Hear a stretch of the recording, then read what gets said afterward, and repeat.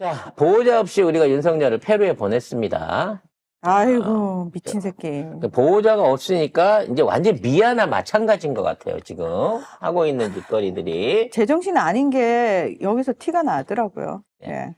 관련해서 우리 의전을 비롯해갖고 저쪽에 의전을 챙겨줘도 우리가 너무 망신살을 펼치고 있는 상황들이 나오고 있어서 관련된 영상 자료들 국내에선 전혀 안 나오잖아요.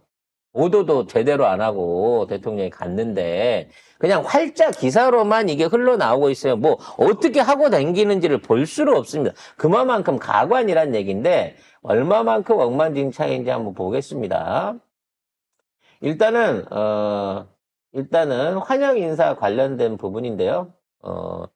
다른 어떤 아이고. 정상들에 비해서 도착이 좀 늦기는 했어요. 페루에 도착하는 시간이 늦기는 했는데, 쉽게 말해서 의전에 대한 것들을 제대로 전혀 도움을 받지 못하고 있습니다. 무슨 얘기냐면 대통령 전용기를 타고 내렸으면요. 일단 상대방에서 와서 모시러 올라옵니다. 저쪽에 의전 대표가. 그러면 그 의전 대표하고 만나고 난 다음에 가장 먼저 내려야 되는 게 대통령인 거예요. 왜냐면 기다리고 있으니까 환영대가 의장대가.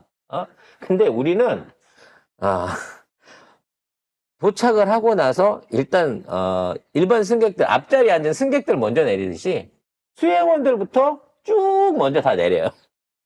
밑에서 지금 대통령을 기다리고 세레머니를 하려고 하고 있는 의전 준비가 돼 있는 사람들은 너무 황당한 겁니다.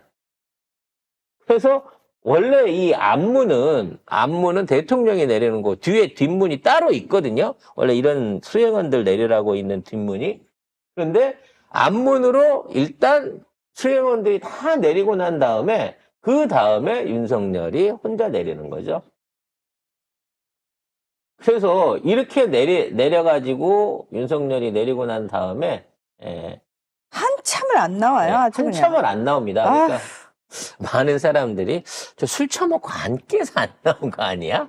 라고 하는 의혹들이 있었습니다만 아직도 안 나와요. 지금 수행원들도 다 내리고 한참을 기다렸고 이건 2배속이기 때문에 지금 빨리 가는 겁니다. 자, 표정을 보니까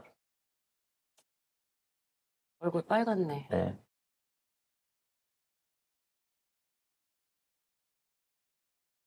어느 때보다도 긴장을 많이 한 표정이기도 하고요. 네. 얼굴 벌겋고 좋습니다. 아주. 네. 이러고 나서 별다른 세레머니 없이 차를 타고 갑니다. 네. 누가 이게 경례를 하고 이걸 하는데, 네. 별다르게 어떤 방식으로 의전에 대한 대응을 해야 될지가 전혀 없는 상황에서 저대로 의장대를 무시하고 차를 타고 갑니다. 그 이외에도 계속해서 외교적 망신을 뻗치고 있는데요. 그 중에 하나가 그 갈라스 행사입니다. 쉽게 말하면 여기 올라가가지고 초청인들하고 마중 나온 사람 인사를 하고 이후에 카메라를 보고 손을 흔들어주고 포토타임을 가진 다음에 그 다음에 이거 올라갑니다. 누가 따로 얘기해주지 않아도 보통 이렇게 모든 정상들이 다 이런 식으로 사전에 이 예식에 맞춰가지고 이러한 세레머니들을 하고 갑니다. 네. 시진핑도 마찬가지고요. 똑같이 옆에는 이제 그 의전 담당관이고 항상 서 있는 사람, 옆에는 뭐 군장성인지 모르겠어요. 아무튼 그 사람하고 의장대 관련해서 인사를 하고 사진 한번 손들어 찍어주고 가는데, 자, 보호자 없는 윤석열 어떻게 하는지 보겠습니다. 네, 안 들어가고 있죠? 누가 큐사인을 안 주니까. 가란 말을 안 해주니까 어떻게 하는지를 몰라요. 일단 올라갔는데 대충 인사하고 그래 하고 사진 안 찍고 그냥 갑니다. 네. 원래 주변 사람 지금 있는 상태에서 이제 여기 의전 담당이죠. 의전 담당이 악수를 하자고 하는데 무슨 얘기인지를 못 알아들으니까 보좌관이 통역관을 불러갖고 대신 악수를 시킵니다. 그리고 뭐라도 얘기를 듣죠. 얘기를 듣는데 그와 관련해서 이제 끝나고 나면 기자들이나 와 있는 외신 기자들한테 어떤 형태든지 이 손을 들고 포토타임을 해줘야 되는데 그런 거 없이 그냥 지나가 버리는 거죠. 네. 지금 아까도 보셨지만 통역이 들어와가지고 의전 담당자와 의장대 대장하고 인사하는 대통령은 우리밖에 없었습니다. 그러니까 뭔 생각을 하고 있는지 모르겠어요. 이 표정만 봐갖고는. 네. 이 상황에서 인사가 끝났으면 이거 해주고 올라가면 되거든요. 그러니까. 올라가라고 말을 안 하니까 저러고 멍청하게 서 있는 거예요. 그걸 결국은 포토포즈도 안 하고 그냥 갔다는 거죠. 또 다른 영상이 있었습니다. 네. 윤석열이 이 차를 타고 내리는 건데 여기서 이제 소개를 존석열이라고 했다고 합니다. 네. 아마도 이제 윤자를 잘 몰라서 그런 것 같긴 한데 애국가가 나와도 여기 이쪽 군악대로 하니까 조금 음악이 이상하긴 하더라. 편곡이 돼갖고. 네, 이걸 잘 모르고 있는 거고요. 아까 지금 그 사진에 안 나온 그 영상이 있는데, 우리가 이제 전용차를 타고 들어왔지 않습니까? 윤석열은 아마도 벤츠 세단을 요구를 했을 텐데, 페루 측에서, 벤츠가 어딨어? 그러고 BMW 중형을 태워가지고 입장을 시켰어요. 근데 저 차량에 오늘 영상이 준비가 안 되긴 했습니다만, 모든 차량들에 보면, 이 양쪽에 양국 국기를 달고 들어오게 돼 있습니다. 그러니까 페루 국기와 그 다음에 한국 국기를 의전 차량들이 달고 들어오게 돼 있는데 유독 대한민국 윤석열이 타고 들어온 저 BMW 차량에만 태극기만 달려 있고 페루 국기가 안 달려 있는 차량을 타고 들어왔다는 거죠. 그만큼 알게 모르게 지금 페루도 깔보고 있는 게 아닌가라는 생각이 듭니다. 지금 이걸 보면. 더 충격적인 건 시진핑 주석하고 그러니까 중국 측하고 한국 측이 정상회담을 하는데 우리 측에서 이제 상대편 앞에 이름표 있잖아요. 그 이름표가 우리 측에서 봤을 때 한국말로 다 돼 있어야 돼요, 원래. 그리고 이제 중국 측에서 우리 측을 봤을 땐 자기네들이 알아보기 쉽게 중국어로 돼 있어야 돼요. 자, 시진핑 쪽에서 한국 쪽을 봤을 때는 중국어로 다 돼 있었어요. 이름표들이 네. 앞에 쫙. 근데 윤석열에서 그 시진핑 쪽을 딱 봤을 때는 다 영어로 돼 있었어요. 한국어로 안 돼 있었어요. 즉 한국어 패찰은 이 안에서 하나도 존재하지 않았다는 거죠. 나 너무 어이가 없어가지고 정말 의전도 너무 엉망이고 왜 여기서도 쩍벌은 여전했는데요. 쩍벌이야 자기 습관이니까 그럴 수 있다라고 생각을 하는데 표정이 너무 어두워. 부모 어디 가고 놀이동산에 혼자 버려진 아이처럼 윤석열의 표정이 너무너무 힘들어 보였다는 거죠. 어찌됐거나 그 나라 문화공연을 보게 되면 물론 재미가 없을 수는 있겠습니다만 최소한 미소를 보내야 되는데 박수를 보내야 되는데 표정을 해줘야 되는데 이 표정은 뭘까요? 뭔지 모르는 거지. 여긴 어디 난 누구 뭐야? 언제 술 주나? 왜 밥 안 주지? 이 생각을 하고 있는 것 같아요. 응? 이 윤석열의 이런 표정은 지난 2년 반 동안 처음 보는 것 같습니다. 왜 외국 나가면 항상 그 빙구 표정 있잖아요. 이건 빙구도 아니야. 그러니까 이거는 진짜 좋아하잖아. 기가 외국 확 나가면. 죽어가지고 기가 확 죽어가고 평소 같으면 그렇게 웃고 좋아하잖아요. 외국만 그러니까요. 나가면. 손도 얼마나 잘 흔들었어요. 근데 여기서는 진짜 부모 일은 미아와 같은 신세의 노릇을 하고 있다는 거죠. 이런 상황에서 온갖 얘기는 온갖 정상회담은 다 한 것처럼 다 난리를 치고 있습니다. 예? 관련해서 무슨 AI 표준 포럼 창설을 제안했네 어쨌네 이런 소리가 있는데 결국 나중에 선언문 안에는 윤석열이 언급한 얘기 하나도 없었고요. 중국하고 일본 정상들을 만나서 얘기를 했다고는 하는데 도대체 구체적으로 어떤 부분에서 합의를 봤는지 모를 기존에 있던 얘기들을 답습하는 차원이었습니다. 방중 방안에 대한 약속도 못 얻어냈고요. 트럼프 행정부 관련해서 미팅도 취임 전에는 안 하겠다고 거절을 당하고 온 거고요. 네, 얘기했잖아요. 트럼프 절대 안 만나줄 거라고, 트럼프가. 그렇죠. 그 이시바하고도 두 번째 회담을 가졌습니다만, 그동안 기시다하고만 회담하면 뭔 결과가 그렇게 많지 않았겠습니까? 그렇게 화기애애한 이런 상황도 아니었던 모양이에요. 그러니까, 언론에서 써내리고 있는 뭐 아유. 윤석열의 외교의 성과 뭐 이런 것들이 사실상 별반 아무런 성과가 없는 것 같고요. 시간만 때우고 있는 것 같고, 우리 쪽에 무슨 뭐, 남북 문제라든지, 어떤 우크라이나 문제라든지, 경제적인 부분, 뭐, 관세에 대한 부분, 이런 거 하나에 대해서 제대로 된 의견을 냈다라고 하는, 또 그것이 반영됐다라고 하는 어떤 그 발표나 나중에 선언문이나 어떤 외신의 보도 같은 게 전혀 없어요. 존재감 자체가 그냥 제로인 상황인 거야. 이렇게 되면 진짜 윤석열이 꼭 나가야 된다 그러면 보물을 붙여서 내보내야 되는 거 아닌가요? 김건희랑 네? 같이.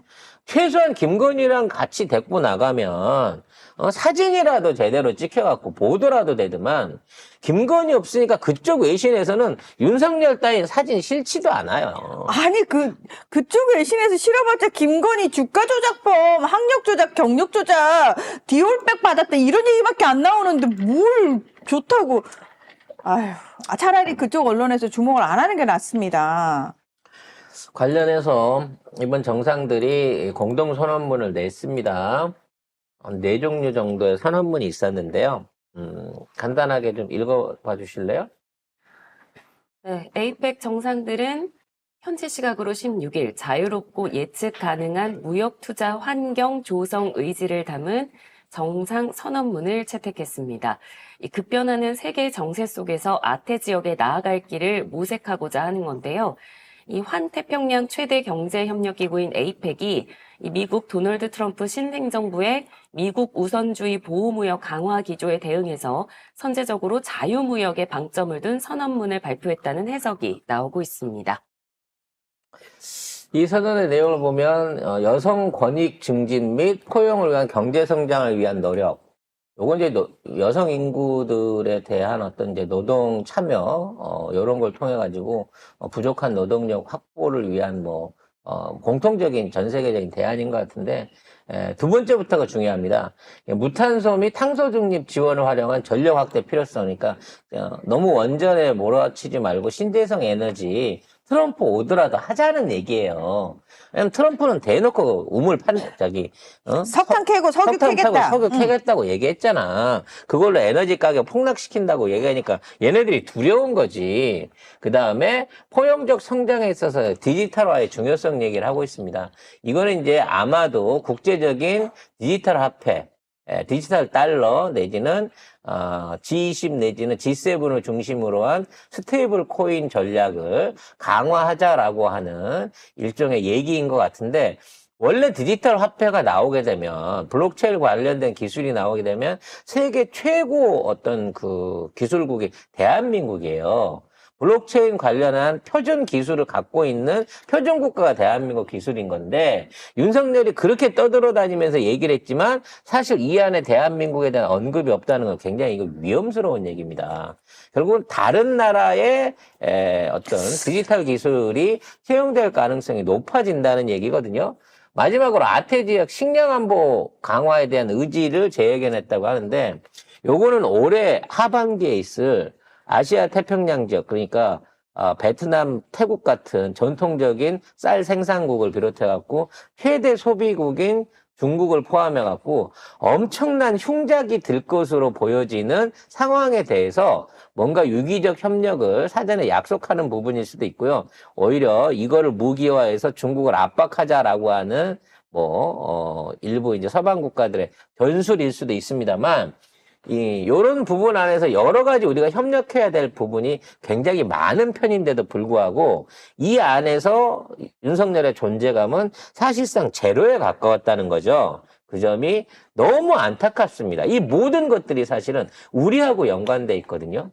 특히나 트럼프 이후에 뭐 관세 장벽이라든지 뭐 반도체 문제 그리고 각종 뭐 2차 전지에 관련된 부분 뭐 수소 기술에 대한 부분, 디지털 화폐에 대한 부분, 이 모든 기술적 포진이 사실 문재인 대통령 때만 하더라도 우리나라였기 때문에 G20이 항상 우리를 선제적으로 대우할 수밖에 없었는데 지금 이러한 모습이 현재는 전혀 보여지지 않고 있다라는 게 너무나 안타까운 상황인 것 같습니다. 그래서 뭐 전방위적인 외교 성과 어쩌고 얘기하고 있는데 솔직히 지금 한미일이 따로 뭘 놓고 협의를 할 게 없습니다. 해봐요. 뭔 소용이 있어요. 둘 다 아니, 있으면 트럼프 오는데. 그러니까 저기 지금 세 나라 다 위태위태해요. 이시바 지지율 꼬라박고 있지. 바이든은 이제 끝났지. 윤석열 내년 에이펙 정상회의 우리나라 경주에서 열립니다. 의장국입니다. 우리가 내년. 윤석열이 치를 것 같습니까? 그걸? 아닙니다. 이재명 윤석열이 치르면 대통령이 세계 정상이 올 것 같습니까? 이재명 대통령이 경주 에이펙은 할 겁니다. 그건 정해져 있어. 그렇기 때문에 요 세 명이, 이 모질이 세 명이 앉아가지고 뭘 얘기하든 그건 다 의미 없는 얘기다. 그러니까 아유 중국에서 한번 불러주세요. 제가 갈게. 아유 뭐 한국 한번 오세요. 이런 얘기를 해봐요. 시주석님! 한국 오실 때는 대통령이 바뀌어 있을 겁니다. 네. 이시바도 나도 어렵지만 이 새끼도 참 깝깝하구나라는 생각에 뭘 성렬이랑 따로 나누고 얘기할 만한 게 없을 겁니다. 근데 자꾸 가갖고 사진이라도 하나 찍어달라고 들이대고 있으니까 참 그걸 갖다가 뭐라고 외교 성과로 포장해 올지 모르겠습니다. 그런 가운데 사족이긴 하지만 최태원이 내년에 경주 에이펙의 CEO 서밋 의장을 맡는다는 거예요. 세계 경제의 재벌들이, 최태원이 한국에서는 그래도 2대 재벌, 3대 재벌 할 수 있겠습니다만, 세계 재벌들한테 갖다 대놓으면 어디 발끝이나 따라가겠습니까? 근데 이 안에서 이제 의장을 맡게 됐다라고 결론이 났다고 하는데 최근 들어 최태원과 이재명 대표가 만남이 만났죠. 있었죠. 네, 굉장히 공손한 모습이더라고요. 아유, 그냥 굉장히 이렇게 어디 안절부절 못하면서 이재명 대표님 기다리시더라고요. 네. 예. 그리고 굉장히 오랜 기간 동안 얘기를 나눴고, 특히 이제 AI를 비롯한 차세대 사업에 관련된 부분 안에서, 탁월한 식견을 나눴다라고 한 평가가 있었습니다만, 이미 재계 안에서는 어느 정도 감지를 하고 있는 게 아닌가라는 생각이 드네요. 그러니까 멍충아. 니들이 결국은 계속 재벌 안정적으로 유지할 수 있으려면은 민주당 정권이어야 돼. 제발 정신 좀 챙겨.